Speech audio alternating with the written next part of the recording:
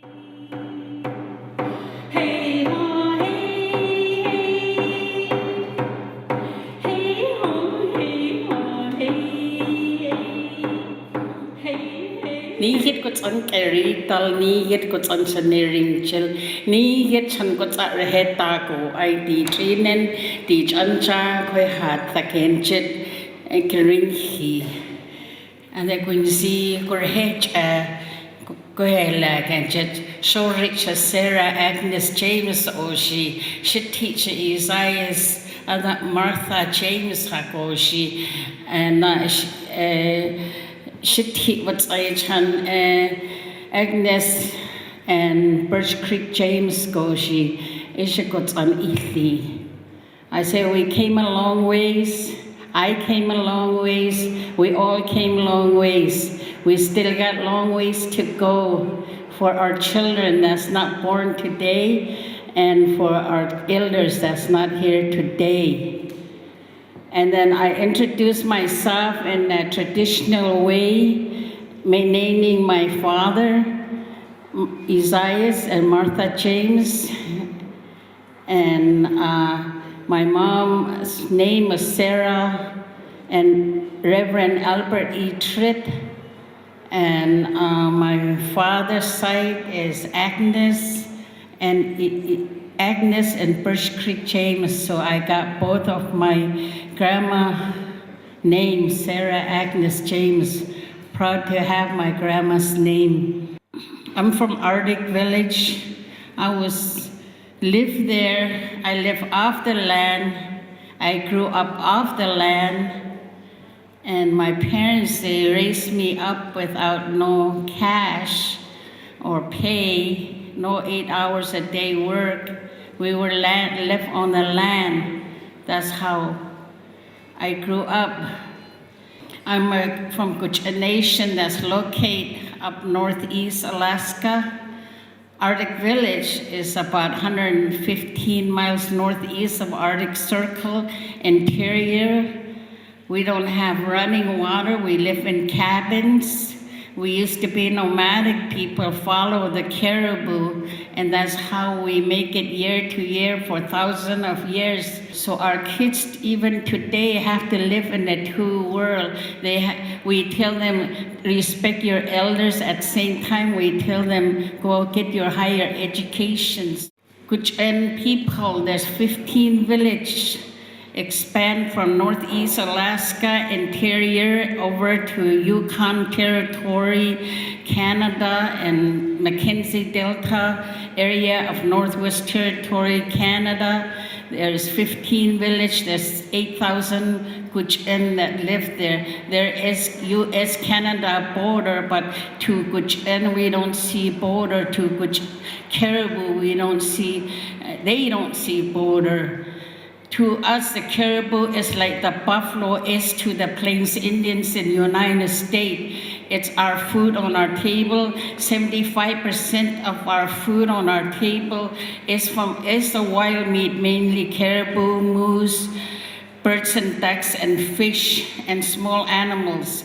And it's our clothing, it's our tools, and it's also used to be our shelter, caribou skin hut.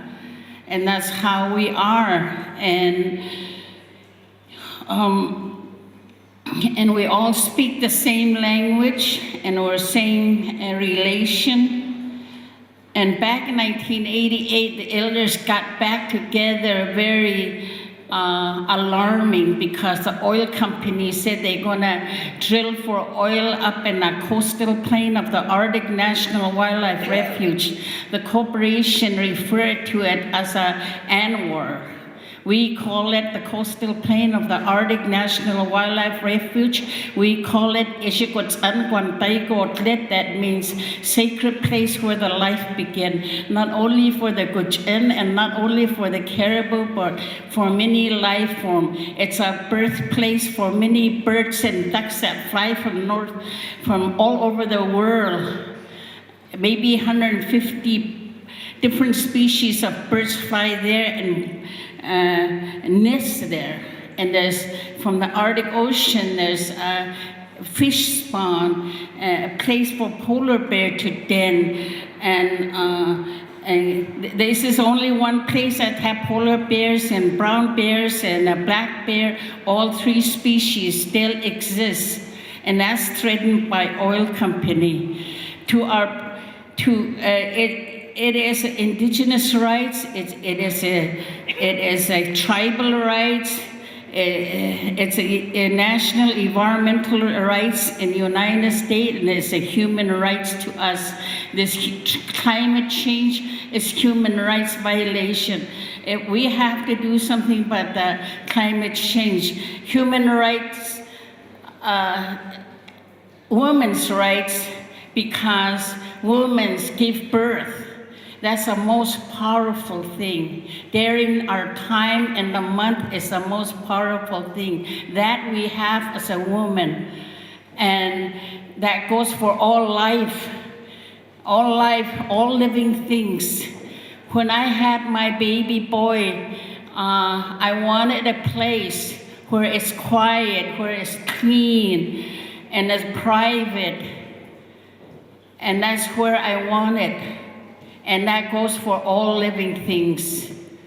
Climate change, global warming is real in Arctic. It's very unpredictable weather. It's neither cold spill, heat waves, too much snow, not enough snow. When there's too much snow, the caribou can't make it to their birthing ground.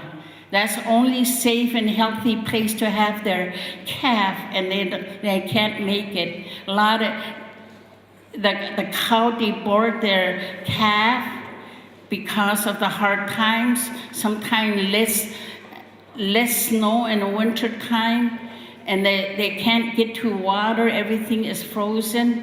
Right now, the caribou is declining due to the weather. And when there is change to the weather, it confuses us, it confuses the animals. They get these places, polar bear retained to the coastal plain, and now the ice is melting, they can't get their food, they can't get their seals, so they're coming inland, which is very unusual. It's not their habitat. This summer, there's a fire all summer long. There's hardly visibility. So all these things is happening in Alaska, in the Arctic. So it's really real in the Arctic, the climate change. My hope and to see that 350 become reality, Arctic National Wildlife Refuge coastal plain to be a permanent protection, and make a transition from oil use and use less oil and do more recycle. I call it 4R, recycle, reuse, reduce, and refuse. My nephew told me before I came here, just tell them about endangered species, he said. And I said, what's that? He said, common sense. Thank you.